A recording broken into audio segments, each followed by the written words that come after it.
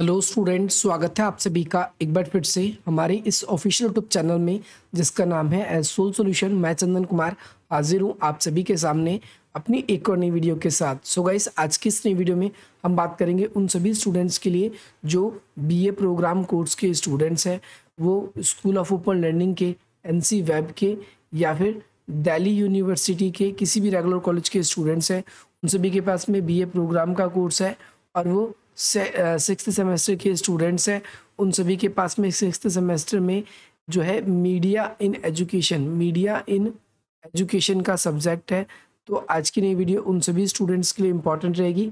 आज हम आप सभी के लिए एक इम्पॉर्टेंट क्वेश्चन को डिस्कस करेंगे कि कक्षा के अंदर संचार क्यों इम्पॉर्टेंट है, क्यों आवश्यक है। एक क्वेश्चन आप सभी के पेपर में ऐसे बन सकता है, दूसरा क्वेश्चन ये भी बन सकता है कि संचार को प्रभावी रूप से कक्षा में किस प्रकार से लागू किया जा सकता है। तो दोनों क्वेश्चन ऑलमोस्ट सेम है, लेकिन पेपर में ये इंपॉर्टेंट क्वेश्चन है।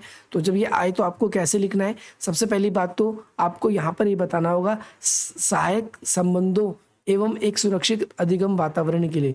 तो क्लास के अंदर एक तो अपने अधिगम को बनाए रखने के लिए, अधिगम का मतलब होता है जो लर्निंग प्रोसेस है क्लास के अंदर, उसको एक तो सुरक्षित और दूसरा आसान बनाने के लिए। जैसे कक्षा के अंदर या तो हमें छात्र दिखते हैं या शिक्षक दिखते हैं, जब दोनों के बीच में सहायता कब होगी, जब दोनों के बीच में अच्छे वातावरण होंगे। एक अध्यापक अपने छात्र की सहायता कब कर पाएगा, जब छात्र बेझिझक अपने कोई भी सवाल जो है, अपने जो भी डाउट है उसको पूछ पाएगा। तो यहाँ पर हम देखते हैं कि दोनों के संबंधों का अति अच्छा होना आवश्यक है। छात्र की उपलब्धि का सकारात्मक प्रभाव पड़ता है। जैसे फॉर एग्जांपल क्लास के अंदर टीचर जो भी पढ़ाते हैं, अगर बच्चा उस क्लास में पढ़ाया हुआ टॉप आता है तो ये बच्चा पे अच्छा इम्पैक्ट पड़ता है। ऐसा इसलिए क्योंकि छात्र जो है वो ये महसूस करते हैं कि जब क्लास के अंदर उनके बारे में अध्यापक को अच्छे से पता होगा कि हमारी क्या कमियां हैं, कैसे स्टूडेंट्स को मोटिवेट करना है, स्टूडेंट्स किस प्रकार से अपने एग्जाम में अटक सकते हैं। जब ये अध्यापक को ये चीज़ पहले से पता होगी, या फिर बच्चा भी बिना झिझक के इन सब चीज़ों को जब वो पूछ पाएगा, तो कहीं पर हम देखते हैं कि आसानी से, सहजता से एक उनके बीच में संचार प्रक्रिया बनी रहेगी और इस संचार प्रक्रिया के ज़रिए जो अधिगम प्रक्रिया है वो प्रक्रिया अच्छी तरीके से होती रहेगी। इसके अंदर और भी इम्पोर्टेंट बात बताई गई है, जैसे संचार का उपयोग करके एक अधिगम वातावरण का निर्माण किया जा सकता है। जैसा कि हमने बताया, शिक्षक अपने छात्रों को अच्छी तरीके से, शिक्षक को जानना चाहिए, उन्हें दिखाना चाहिए कि अपनी कक्षा में जो गलत निर्णय साधारण से बच्चे ले रहे हैं तो वो गलत निर्णय क्यों ले रहे हैं और वो सही निर्णय किस प्रकार से ले सकते हैं, ये आप सभी को ध्यान रखना है। ऐसा कई बार होता है कि कोई कक्षा में जब नया अध्यापक आता है तो उसे हो सकता है कि क्योंकि पढ़ाना भी होता है तो 1 वर्ष लग जाए अपने बच्चों के नाम सीखने में, जानने में और उनकी कमियों को जानने में। लेकिन जैसे जैसे स्टूडेंट्स और टीचर दोनों एक दूसरे से क्लोजली आएंगे, समझेंगे, तो वहाँ पर एक खुले द्वार की तरह टीचर अपनी जब बातों को स्टूडेंट्स को समझा रहा होगा, पढ़ा रहा होगा, तो वहाँ पर अध्यापक के लिए पढ़ाना और बच्चों के लिए समझना दोनों ही आसान हो जाता है। तो ये ध्यान रखना है आप सभी को पॉइंट्स में। दूसरा पॉइंट है सामूहिक कार्य की अधिकता।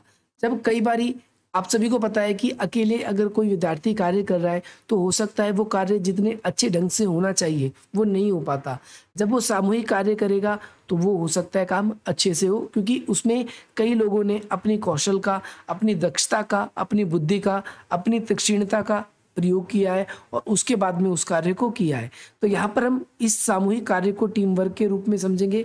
जब कक्षा में किसी परियोजना को या किसी कार्य को शिक्षार्थी द्वारा किया जाता है, जो स्टूडेंट्स के द्वारा किया जाता है, तो वहाँ पर हम देखते हैं कि हर एक बच्चा अपना बेस्ट जब देता है तो वो कार्य अच्छे से भी अच्छा होता है। और जब ये टीम वर्क कब हो पाएगा, जब कक्षा के छात्र ही सभी के आपस में बात कर पाएंगे, कक्षा के अंदर सभी के सभी अपनी बातों को कह पाएंगे। तो यहाँ पर हम यही चीज़ें देखते हैं और साथ ही साथ में छोटे समूह पर काम करके, फॉर एग्जांपल, छात्रों को आसानी से समझाया जा सकता है।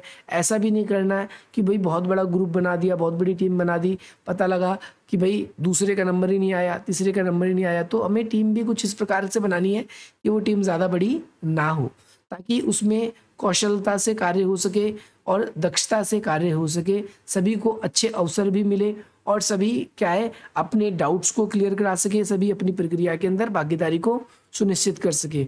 तो यहाँ पर हम देख सकते हैं टीम वर्क की या फिर सहकर्मियों के साथ में जब हम काम करते हैं तो उसके साथ साथ हम चीज़ों को अच्छा बना सकते हैं। अगला है शारीरिक भाषा। शारीरिक भाषा का मतलब है संचार ना केवल मौखिक बल्कि गैर मौखिक रूप से भी क्या करता है होता है। तो यहाँ पर कई बारी संचार के लिए ज़रूरी नहीं है, जैसे फॉर एग्जांपल आपने देखा होगा कि आपके जो हाव भाव होते हैं उस चेहरे को देखकर ही अध्यापक समझ जाता है कि मेरा छात्र जो है उसे कितनी बातें समझ में आ रही है, कितनी नहीं आ रही। कई बारी हम दूसरों को परेशान किए बगैर कक्षा के अंदर अपनी बात को अपने अध्यापक तक कह सकते हैं, तो ये भी एक इम्पॉर्टेंट रोल प्ले करता है। छात्र के अंदर बेहतर तरीके से बात करने के लिए अध्यापक को अपने स्टूडेंट्स को चेक करने के लिए चौकस होना पड़ता है, आंखों से संपर्क साधना पड़ता है, उनके हाव भाव, उनके जो गर्दन घुमाने के तरीके से, इन सब तरीके से एक अध्यापक समझ पाता है कि कक्षा के अंदर विद्यार्थी को कितना समझ में आ रहा है, कितना नहीं। अगला सक्रिय श्रवण, यानी सक्रिय का मतलब होता है एक्टिवली जब आप किसी बात को क्लास के अंदर सुनते हो तो वहाँ पर हम देखते हैं कि अच्छे तरीके से संचार हो पाता है। संचार अगर आप सक्रिय रूप से श्रवण नहीं करते, यानी कक्षा में जब आपको पढ़ाया जाता है और आपने उस चीज़ को अच्छे से सुना ही नहीं, जब आपने उस चीज़ को सही से सुना ही नहीं तो आपके दिमाग में अच्छे से वो प्रोसेस ही नहीं होगा, और जब अच्छे से वो नहीं होगा तो आप अच्छे तरीके क्या नहीं कर पाओगे, उसको बता नहीं पाओगे। जब आपसे कोई पूछे जाएगा, जब आपसे कोई बात करेगा तो आप उस बात को बता नहीं पाओगे। कक्षा में अच्छा सुनने का अभ्यास करने में आपको दो तरह के लाभ हो सकते हैं। सबसे पहले आप अपने छात्रों के लिए मॉडल होंगे कि आपने श्रवण और कौशल में सुधार करेंगे और इस प्रकार अधिगम बेहतर बनाए रखेंगे। यानी जब आप अच्छी तरीके से सुनेंगे तो आप अच्छी तरीके से सीखेंगे, जब आप अच्छी तरीके से नहीं सुनेंगे तो आप अच्छे तरीके से नहीं सीखेंगे। और कई बारी गलत तरीके के सुनने से क्लास के अंदर गलतफहमियां हो सकती है, अधिकतम डाउट्स हो सकते हैं, तो वो डाउट्स भी कम आएंगे जब अच्छी तरीके से सक्रिय रूप से हम श्रवण का कार्य करते हैं। नेक्स्ट है फीडबैक।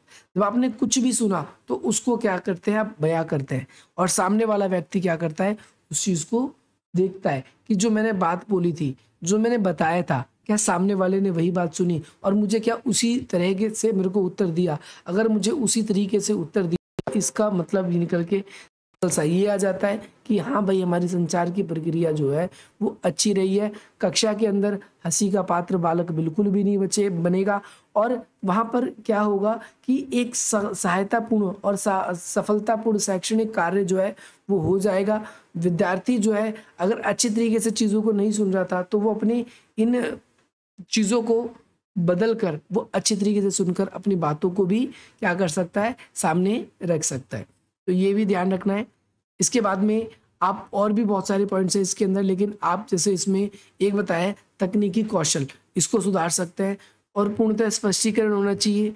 आप क्लास के अंदर जब अपनी बातों को कहें तो एक अच्छे एग्जाम्पल के साथ कहें, जैसे आप चुटकुले भी कह सकते हैं, ताकि अध्यापक जब अपनी बात को बताए तो बच्चे उसको बिल्कुल हंसी की तरह और अच्छे तरीके से समझे, ताकि बच्चों को वो ज़्यादा बोर न लगे और उसके अंदर क्या है रोमांच, या फिर जहाँ पर बच्चों को अधिक ध्यान देना चाहिए वो अपनी कौशलता को वहाँ पर अच्छी तरीके से रख सके। तो हम यहाँ पर ये सारी चीज़ भी क्या करते हैं, देखते हैं।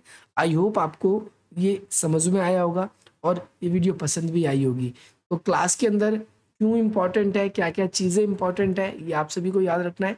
जैसे एक तकनीकी कौशल है, अगर बच्चों को इसके बारे में भी पता रहेगा, जैसे कंप्यूटर, वीडियो, ऑनलाइन साधनों द्वारा आजकल शिक्षण सामग्री जो है वो क्या करते हैं अध्यापक, जैसे ऑनलाइन क्लासेस होती है, स्कूल की भी बहुत बार ऑनलाइन क्लासेस हुई है, आपने देखा है, आपने ऑनलाइन कई बार एग्ज़ाम भी दिए हैं। तो लेकिन अगर तकनीकी कौशल नहीं होगा तो संचार अच्छे तरीके से नहीं हो पाएगा। तो संचार करने के लिए, संचार हमारे लिए शिक्षण के लिए बहुत इम्पॉर्टेंट है, जिसमें आपसी संबंधों का इम्पॉर्टेंट है अच्छा होना। तकनीकी कौशल जो है सबको पता होना चाहिए, ताकि उसकी समझ जब सबको रहेगी, स्टूडेंट्स को भी रहेगी, टीचर को भी रहेगी, तो वो अपनी बातों को अच्छी तरीके से एक्सप्रेस कर पाएंगे। स्टूडेंट्स भी अपने डाउट्स जो है वो अच्छी तरीके से पूछ पाएंगे। तो यहाँ पर ये सारे के सारे जो प्रॉब्लम्स थे, इसका सोल्यूशन आप सभी को मिल चुका है। तो गाइज अगर आप लोग हमारे साथ जुड़ना चाहते हैं तो आप जुड़ सकते हैं, उसका लिंक डिस्क्रिप्शन बॉक्स में है। आप इंस्टाग्राम पर हमसे जुड़ सकते हैं, इसके अलावा आप टेलीग्राम पर जुड़ सकते हैं। 1200 लोग जुड़ चुके हैं हमारे चैनल वाले ग्रुप में, और साथ ही साथ में जो डिस्कशन ग्रुप है उसमें लगभग 800 लोग जुड़ चुके हैं। अगर आप लोग अपनी और भी कोई डाउट है, आपका कोई भी क्वेश्चन है, तो आप वो क्वेश्चन भी भेज सकते हैं। बाकी मिलते हैं हम आप सभी से अपनी अगली वीडियो में। जय हिंद, जय